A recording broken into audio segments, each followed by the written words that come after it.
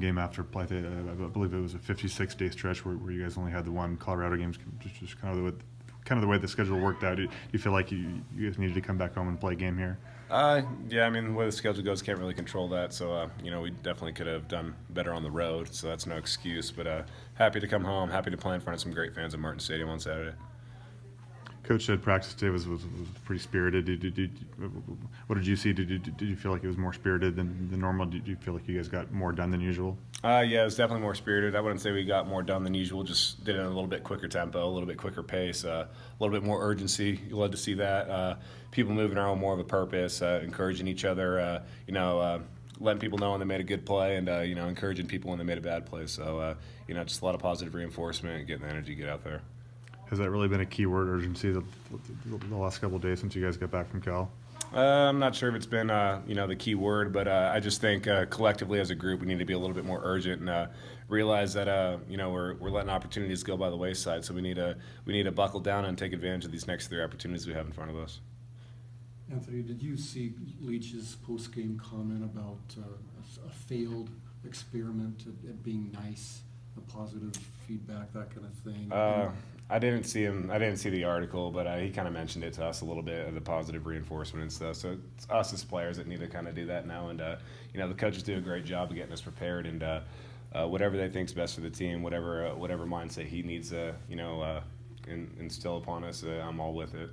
Did it seem like that experiment had been going on all season, kind of based on how good last year's team was and that kind of thing? Maybe a little bit. I haven't really looked too much into it. I haven't given it much thought, but maybe a little bit. Okay.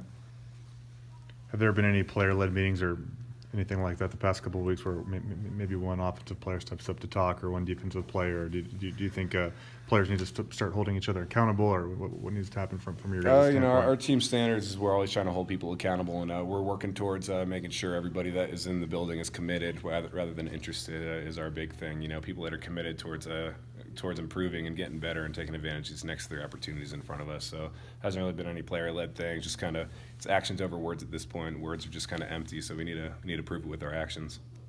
Can you describe why teams like Cal and Washington always seem to give you guys problems defensively with what they do? And maybe it's coverage, maybe it's something they do schematically, maybe it's just doing their job and being sound and executing and whatnot. I'd say it's them doing their job, just being sound and executing. Cal was an inspired defense. They played hard, and we just need to match the intensity, and it just needs to mean more to us. So we're going to come out on Saturday ready to go and play with a purpose, and make sure all the plays that we go through are meaningful. Any questions? You want to ask about ESOP? Yeah, sure. So I'm doing an ESOP Winston Jr. Feature, and I was just kind of trying to get a little bit of context between you guys' relationship. Kind of talk about that a little bit, what it's kind of been like having him as a receiver this year. Me and Esop, we go back to JUCO days, and I noticed Esop, he was a special talent the first time. I got to throw to him. I realized that he did things that other receivers really couldn't, and he may not be the most physically gifted, speed-wise and all that, but he uses that to his advantage. He's real savvy, he sets people up the right way, and he's got great hands, and our connection throughout city going through here has been a big part of my success this year as well. Could you kind of describe your off-field relationship with him a little bit? Me and Esop, when we go back home, we make sure we see each other at least once or twice. We'll hit each other up whenever we're doing something fun or something with some friends, and always, we get together to throw here and there too. But we're from different cities, so we didn't go to the same high school, so maybe a little bit different friend groups. But we'll always make sure to get together at least once or twice when we're back home. And out here, he's one of my best friends for sure. Do you think Liam's been pretty hard on himself with the penalties this season and just trying to correct that? Do you think he's really making a concerted effort not to draw as many and really correct that the last 3 or 4 games here? Yeah, Liam's the most passionate player on this team, arguably. So he takes a great deal of pride when he falls up a little bit short. So don't want him to beat himself up too much, but it's cool to see him hold himself accountable, and he's doing whatever he can to correct his mistakes, and he'll be ready to go on Saturday, and I'm confident in that. Do you think it's maybe harder to avoid those penalties playing outside at tackle where you're maybe more on an island, maybe more prone to be holding or committing false starts or whatnot? Right. Maybe a little bit. I know that the guard, I've never played a line, but I'm sure the guard to tackle transition is a little bit different than some people may think. So, but he's done a great job, doing everything we ask him to do. But I know that he's gonna do his part and eliminate some of those penalties this weekend.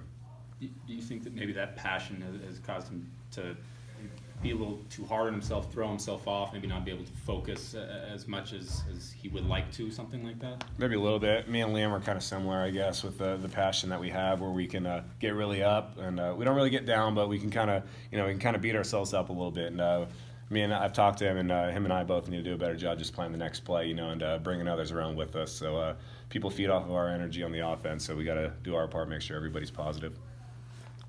How'd you take that last night? Did you throw anything at a wall or scream? Nah, it is what it is. I can't give Russ that many tries in OT. Seahawks are a good team, and Russ is a great quarterback. So it was a fun game to watch, though.